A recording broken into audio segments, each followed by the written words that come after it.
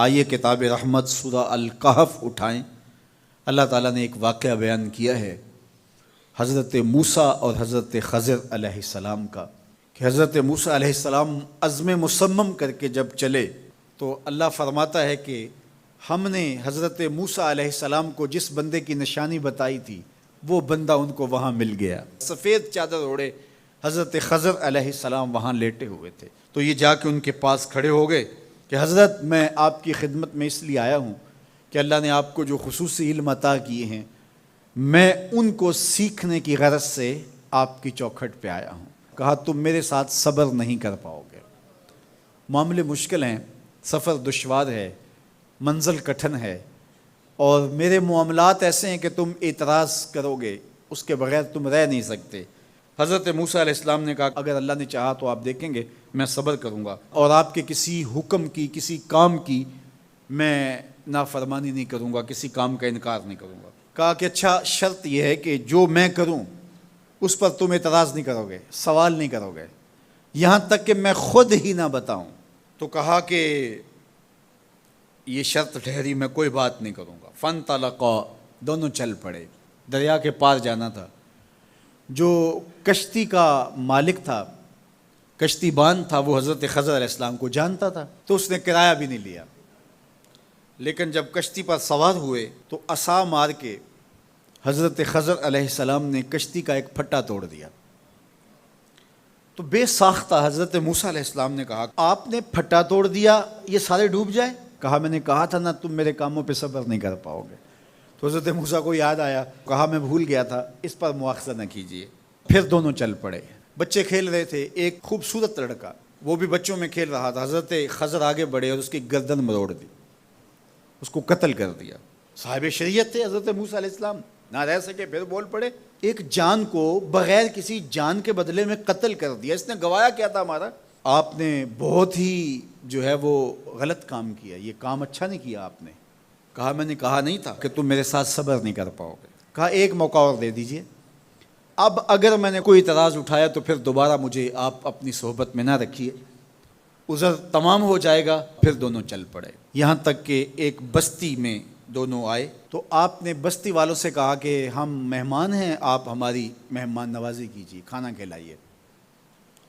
تو انہوں نے انکار کر دیا، کہا کہ ہم تو آپ کو بلایا نہیں ہے، آپ خود آئے ہیں، آپ اپنے کھانے کا خود انتظام کیجیے۔ گزر رہے تھے گلی سے تو ایک دیوار گرنا چاہ رہی تھی، تو جلدی سے اس دیوار کو مرمت کر دیا۔ کہا حضرت ہم اگر چاہتے تو اس پہ اجر لے سکتے تھے، انہوں نے ہمیں کھانا تک نہیں دیا اور ہم ان کی دیواریں سیدھی کر رہے ہیں۔ کہا اب تمہاری میری جدائی ہو گئی، تم نے یہ بھی اعتراض کر دیا۔ تو انہیں یاد آیا کہ وہ یہ بھی اعتراض ہو گیا۔ اب میں تمہیں بتاتا ہوں کہ یہ 3 کام میں نے کیوں کیے۔ اللہ اکبر۔ اب سنیے، قرآن ہمیں بتاتا ہے کہ ظاہری علم بھی ہوتا ہے لیکن کوئی باطنی علم بھی ہوتا ہے۔ کہا وہ پہلی بات کشتی والی سنو، یہ 2 مسکین بچوں کی کشتی تھی، ان کے گھر کا چولہا اس کی کمائی سے جلتا تھا۔ دریا کنارے کنارے ایک ظالم بادشاہ رہا تھا جو لوگوں کی کشتیاں چھین رہا تھا، ہم نے تھوڑا سا عیب لگا دیا، وہ ٹوٹی کشتی چھوڑ کے چلا گیا۔ اب وہ تھوڑے سے پیسے لگا کے کشتی مرمت کرا لیں گے، گھر کا چولہا جلتا رہے گا، بتاؤ اچھا کیا یا برا کیا؟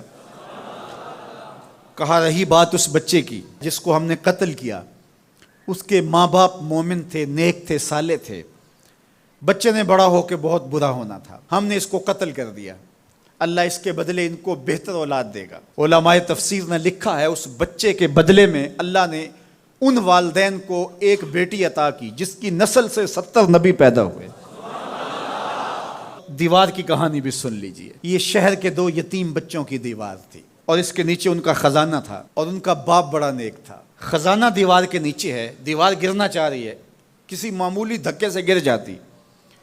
2 ہی صورتیں تھیں، یا وہ بچے خود اپنا خزانہ اٹھا لیتے یا لوگ اٹھا کے لے جاتے۔ لوگ اٹھا کے لے جاتے پھر بھی ہاتھ میں کچھ نہ آیا، اور اگر وہ خود اٹھا لیتے تو بچے ہیں، بچپنے کی وجہ سے وہ اس کو اڑا دیتے۔ تو ہم نے اس کے اوپر دیوار کھڑی کر دی، جب تک وہ اس قابل نہیں ہو جاتے کہ یہ خزانہ نکال کے اس کو صحیح مصرف پہ لگا سکیں، اتنی دیر تک دیوار گرے گی نہیں۔ اللہ اکبر۔ وہ کسی وجہ سے دیوار قائم رہے گی، اور جب وہ اس عمر کو پہنچ جائیں گے جس عمر میں وہ اس خزانے کو سنبھال سکیں گے تو پھر دیوار خود بخود گر جائے گی اور یہ خزانہ نکال کر کے اپنے کام پہ لے آئیں گے۔ میں جب پہلی مرتبہ اس کو جو ہے وہ غور کے ساتھ تلاوت کیا تو مجھے یہ لگا کہ اس کا انطباق پاکستان کے حالات پہ بھی ہو سکتا ہے، اس لیے کہ یہ بھی یتیموں کا سرمایہ ہے۔ کتنے یتیم روتے بلکتے رہ گئے اور ان کے سر سے جو ہے وہ سائے اٹھ گئے اس وطن کے لیے، لیکن میرے مالک نے اس ملک کے خزانوں پر گہرے پہاڑ اور بڑی بڑی دیواریں کھڑی کر دی ہیں۔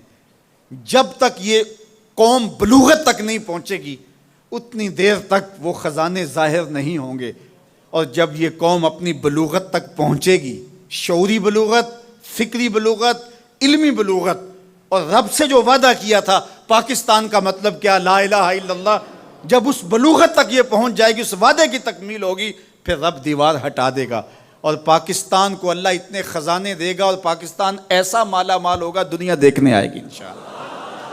اس لیے رب نے دیواریں بنا کے رکھی۔ تمہارا باپ معین الدین چشتی بڑا نیک تھا، تمہارا باپ داتا گنج بخش علی حجویری بڑا نیک تھا، تمہارا باپ حضرت مجدد الف ثانی بڑا نیک تھا، ان کی وجہ سے میں دیواریں کھڑی کر رہا ہوں اور مضبوط حصار لگا رہا ہوں تمہارے خزانوں پر، اور وہ وقت آئے گا جب تم بلوغت کی عمر کو پہنچو گے، دیواریں ہٹ جائے گی اور تمہارا وطن زمانے پہ مہکتے پھول کی طرح اور چمکتے ستاروں کی طرح اور روشن آفتاب کی طرح چمکتا اور مہکتا دکھائی دے گا، اور زمانہ پاکستان دیکھنے آئے گا، پاکستان دنیا کی قیادت کرے گا انشاءاللہ۔ تو کہا یہ تعویل ہے ان باتوں کی جو باتیں میرے رب نے مجھے بتائی، اور یہ میں نے اپنی مرضی سے نہیں کہیں، اور جو میں نے کیا اپنی مرضی سے نہیں کیا۔ تو یہ باطنی باتیں ہیں، شاید یہ باطنی باتوں کے جوش میں یہ بات بھی میں کر گیا۔ وہ کیا کسی نے کہا تھا کہ بھری محفل میں ایک راز کی بات کہہ دی، بڑا بے ادب ہوں سزا چاہتا ہوں۔